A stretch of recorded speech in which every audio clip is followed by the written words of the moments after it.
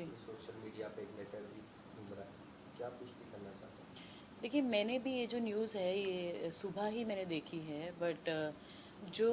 हकीकत बात है वो ये है कि मेरी अभी अर्चना से बात हुई है कुछ टाइम पहले। तो जो ये लेटर जो आप देख रहे हैं, जो दिखाया जा रहा है सोशल मीडिया पे, और मैंने अभी आज तक जी न्यूज़ ये सब चैनल्स पे भी देखा है, तो हेडलाइंस में मैंने देखा है, तो कहीं ना कहीं ये जो लेटर है ये फेक लेटर है। और ये मेरी उनसे बात हुई है, मैंने इसकी पुष्टि की है। और उनको आधिकारिक तौर पे जो है ऐसी कोई खबर उन तक नहीं पहुंची है, ना उन्होंने कुछ मेल व्हाट्सएप या कोई लेटर रिसीव किया है। तो कहीं ना कहीं मेरे हिसाब से जो मेरे पास जो न्यूज़ है, या जो मेरी अर्चना से और उनके परिवार से जो बात हुई है, उसमें आधिकारिक रूप पे उन पे कोई खबर नहीं है इस बात की कि उनको निलंबित किया गया है। और जहाँ तक हम कहें तो उनके पिताजी से आपकी बात हुई तो उनकी हेल्थ अभी कैसी है? अ, जो मेरी उनसे बात हुई है तो वो बहुत ऐसी अवस्था में है जहाँ पे उनको काफ़ी चोट आई हैं, स्पेशली जो उनकी चेस्ट है उस पे, जो उन पे कल घात हुआ है, जो उनको मारा गया है। जैसे कि आपको कल के आप देखिए प्रेस कॉन्फ्रेंस में अर्चना ने जो बताया था कि उनकी छाती पे वार हुआ, पैरों से उनको मारा गया। तो उनसे जो बात हुई वो बोले कि मुझे काफ़ी अभी परेशानी है, थोड़ा सांस लेने में भी उनको दिक्कत हो रही है, और बट उनका इलाज चल रहा है और मेडिसिन पे अभी वो हैं। तो जब मेरी बात हुई तो बहुत दुखी थे, स्पेशली क्योंकि जो एक पिता का फ़र्ज़ था, जैसे कि आपने देखा कि कांग्रेस के जो मुख्यालय है उसके बाहर जो देश की बेटी जो हमारी है और जो कि एक दलित है, उसके साथ जो भी वो स्नैरियो हुआ, और जैसे एक पिता ने अपनी बेटी को बचाने की कोशिश की, बट वही वो कह रहे थे कि उसमें बचाते बचाते जो उनकी हालत हुई है, वो बात भी करने में उनको थोड़ा सा दिक्कत हो रहा था। बट जैसे कि हम सब ने उनका हालचाल पूछा तो बोले कि आज मैं थोड़ा सा अभी 2-3 दिन उनको लगेंगे थोड़ा बेहतर होने में। बट बहुत दुख की बात है ये, जैसा उनके हालात हैं अभी। देश की बेटी के साथ ऐसा होना, 24 घंटे की कांग्रेस भी एक काफ़ी बड़ी पार्टी है, 60 साल हम्म। 70 साल हो गए, तो इस तरह का इनसे जुड़े हुआ को ऑफिशियल स्टेटमेंट ना आना, आपको क्या लगता है? एंड अर्चना जी बॉलीवुड से हैं, जी। देखा जाए तो बॉलीवुड से कई एमएलए एमपीज पॉलिटिक्स ज्वाइन किए हैं हम्म। और देश की सेवा के लिए आगे आए हैं। हम्म। तो आपको क्या लगता है, ऐसा देश की बेटी के साथ होने के बाद क्या लगता है? मैं सच बात बताऊं तो मैं कहीं ना कहीं आश्चर्य में हूं, क्योंकि कल जो इसके ऊपर बात हुई, जैसे कि सभी मीडिया जो हमारे भाई बहन हैं उन्होंने इतना सपोर्ट किया, और आज कहीं ना कहीं ये देश का मुद्दा बन गया है, देश की बेटी का, जो कि एक दलित भी है। जैसे कि उन्होंने बोला क्योंकि मेरी जाति की वजह से ये वार मेरे पे हो रहे हैं। तो और उनकी सिर्फ एक ही दरख्वास्त थी कि कांग्रेस के जो वरिष्ठ अधिकारी हैं, या जैसे उन्होंने प्रियंका जी से या राहुल जी से जो दरख्वास्त की कि आप एक बार सिर्फ मेरी बात सुने। मुझे लगता है कि ये जो मानसिकता चल रही है, दलित समाज, जातिवाद, इस पे जो जिस तरह से ये मुद्दे सामने आते हैं, और उस समय पे जब एक इंसान, एक लड़की स्पेशली आपसे गुहार कर रही है कि आप सिर्फ बात सुनिए मेरी, उसके लिए उसकी बात ना सुनना, और सुबह ये न्यूज़ में देखना कि वो निलंबित कर दी गई हैं, और वो कोई पुष्टि नहीं है उसकी, कोई खबर नहीं है, कोई आधिकारिक रूप से, जैसे मैंने बताया कि उसके बारे में कुछ बताया नहीं गया है, उस तक कोई खबर नहीं आई है। और उनको निलंबित करने का आपने एक फेक न्यूज़ चला दिया, बजाय ये करने के कि जो दोषी थे उन पे जो उनको कार्रवाई करनी चाहिए थी। तो दोषियों के बारे में तो कोई बात ही नहीं हुई है अभी तक, ना कांग्रेस की तरफ से जो उनके प्रवक्ता हैं, जो कि मैं देखती हूँ खुद भी कि दिन भर किसी ना किसी चैनल पे कांग्रेस के प्रवक्ता बात करते हैं, बट जब एक ऐसा मुद्दा सामने आता है, जब आप ही के दरवाजे पे, जो कि एक मुझे लगता है कि भारत के हर इंसान का अधिकार है, वो एक ऐसी जगह है वो जिसको हम जनता दरबार बोलते हैं,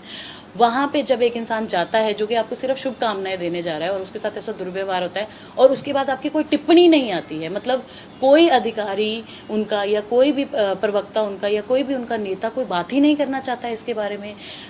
सोनिया जी से, प्रियंका जी से या राहुल गांधी जी के पास मतलब कोई समय ही नहीं है कि आपके दरवाजे पे ऐसा हादसा हो जाता है और आप इसकी आलोचना तक नहीं करते हैं, दोषियों को के बारे में बात नहीं होती है, कोई पुलिस कार्रवाई नहीं होती है, और उनको सुबह ये सुनने को मिलता है कि आपको निलंबित कर दिया जाता है, जो कि एक फेक न्यूज़ है। और जो मैंने पहले भी बताया कि कैसे आज जो हमारी देश की बेटी है वो किससे सुरक्षा प्रदान करे, कौन उसको सुनेगा, ये मुझे समझ में नहीं पड़ा ये सब देखने के बाद। और जहाँ तक रही हमारे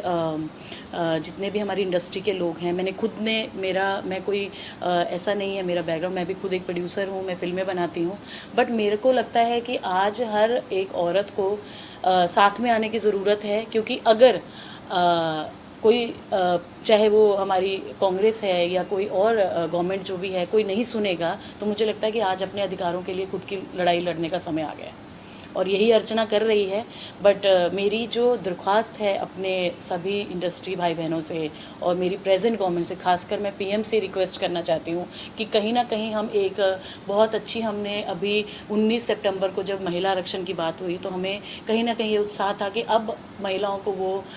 स्पेस मिलेगा, वो जगह मिलेगी इस देश में कि लोग रिस्पेक्ट करेंगे महिला की। बट उसके कुछ 10 दिन के बाद ये इंसिडेंट हो जाता है, और ये एक ऐसी जगह है, मैं आपको बता रही हूँ, क्योंकि ये मोस्ट वीवीआईपी एरिया है, जहाँ पे मतलब आप हर चौराहे पे और हर 10 मिनट में आपको दिखता है कि एक पुलिस वैन है, वहाँ पे लोगों को सिक्योरिटी प्रदान करती है, और वहाँ से देश चलता है हमारा। वहाँ पे एक ऐसा हादसा होना, एक औरत का कपड़ा उतारने की कोशिश करना, उनको मारना बोनट पे, उनके पिताजी को ऐसे आघात पहुँचाना, उनके ड्राइवर का सर फाड़ देना, और उसके 24 घंटे के बाद तक अभी तक कोई कानूनी कार्रवाई नहीं, और कोई इसके बारे में बात ही नहीं कर रहा है, जबकि ये आप सब जानते हैं कि आज ये एक बहुत बड़ा मुद्दा बन चुका है। जब एक औरत सड़क पे मरी हुई पाई जाती है, तब भी आप उसको क्यों वायरल करते हैं या उसके ऊपर वीडियोस बनाते हैं, जब एक जीती जाती लड़की जो कि एक दलित समाज से आती है, और कहीं ना कहीं वो आज हमारे देश की एक ऐसा चेहरा है कि हर कोई उनको जानता है, उनके बारे में सुनता है। तो मुझे लगता है कि जब ऐसा इंसान उठ के सामने आ रहा है, वो अपना दर्द बता रहा है कि देखिए शरेआम मेरे साथ ऐसा हुआ है बीच रोड में, तो आज इस बारे में बात क्यों नहीं हो रही है? अभी सही समय है इस पे बात करने का और उनको मदद पहुंचाने का। जी सानी जी, जो पूरा इंसिडेंट था ये पूरा ऑन रिकॉर्ड था जी। और रोड पे घटना घटी, तो दिल्ली पुलिस से क्या अर्चना गौतम जी को कांटेक्ट किया गया दिल्ली पुलिस से, या फिर क्योंकि पब्लिक फिगर है और उनके साथ ऐसी घटना होना, पूरे सोशल मीडिया पे है, तो क्या दिल्ली पुलिस ने इन्हें कॉल किया या कुछ? देखिए, अभी जब ये हादसा हुआ था तो कुछ अराउंड 9:30-10 o'clock मेरी उस दिन बात हुई थी अर्चना से। पहली बात तो वो इतनी घबराई हुई थी, क्योंकि आप जिस जगह पे आप थे खड़े हुए, वहाँ आप ये नहीं सोचते हो कि आपके साथ कोई ऐसा हादसा हो जाएगा कि आपके ऊपर इतनी महिलाएं। और सबसे बड़ी इसमें जो अशोभनीय बात है वो ये है कि वहाँ पे मर्द तो थे ही थे, जो मैं वीडियोस देख रही हूँ उसमें औरतें भी उनके ऊपर अटैक कर रही हैं, मर्द भी। तो कहाँ सुरक्षा का है? मतलब एक औरत भी औरत के साथ नहीं खड़ी है, तो कहीं ना कहीं बहुत शर्मनाक चीज़ है जो हुई है। और दूसरी बात, जब वो वहाँ से निकली है तो उनका कहना ये था कि मेरे कान में किसी ने मुझे विस्पर किया कि तुम यहाँ से निकलो, नहीं तो हमने और भी भीड़ कर रखी है, जो नहीं तो लेके अपने पिताजी को निकलो। तो उनके पिताजी ने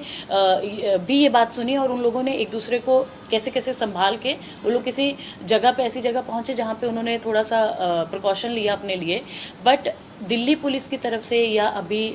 जैसे वो बॉम्बे में रहती हैं, तो अभी ऐसी कोई बातचीत उनकी नहीं हुई है, क्योंकि वो इतनी घबराई हुई और वो परिवार इतना सहमा हुआ है कि उनको कहीं ना कहीं डर है अंदर से कि जो लोग शरेआम उस जगह पे हम पे अटैक कर सकते हैं, तो आज तो कहीं पे भी, क्योंकि वो ऑब्वियसली काम से हम सब महिलाएं ट्रैवल करती हैं, तो अब उनको ये भी डर है कि कहीं ना कहीं मेरे पे कोई और अटैक का प्लान ना हो। तो मैं तो यही चाहूँगी कि, और मैं खुद भी अब उनको जैसे मैंने अभी उनसे बात की कि कहीं ना कहीं हमको कानून का सहारा लेना चाहिए, क्योंकि जो हम वेट कर रहे थे कि हमारे साथ कांग्रेस के अधिकारी बात करेंगे या उनके नेता बात करेंगे, तो वो तो अभी तक नहीं आया। और जो सुबह से निलंबन की न्यूज़ है वो तो आप सभी सुन ही रहे हैं। तो मैंने भी और हमारे जितने भी फ्रेंड्स हैं, हम सब ने यही डिसाइड किया है कि हम लोग उसके लिए खड़े होंगे, और हम कोशिश ये करेंगे कि हम अब कानूनी सहायता लें। हम जल्द से जल्द लॉयर को भी मिलेंगे, और हम पुलिस में भी इसकी कार्रवाई के लिए रिक्वेस्ट करेंगे अब जाके कि आप इसके बारे में देखें। और दिल्ली पुलिस से खासकर मेरी दरख्वास्त है, मैं खुद दिल्ली से आती हूँ और मेरी भी एक बेटी है, मेरा परिवार है। मैं चाहती हूँ कि आने वाले समय के लिए जहाँ से हम आते हैं वो जगह के बारे में ऐसी बात होना कि अभी तक कोई सुरक्षा उनको प्रदान नहीं की गई है। मैं चाहती हूँ दिल्ली पुलिस को भी कि इसके बारे में आप कार्रवाई करें, और मैं भी उनसे संपर्क करने की कोशिश करूँगी कि जो दुर्घटना वहाँ हुई है इसके बारे में वो तहकीकात करें और पता करें कि इसके पीछे जो ये पूरा गुट बनाया गया था, जैसे कि उन्होंने ठाकुर संदीप सिंह की बात की है कि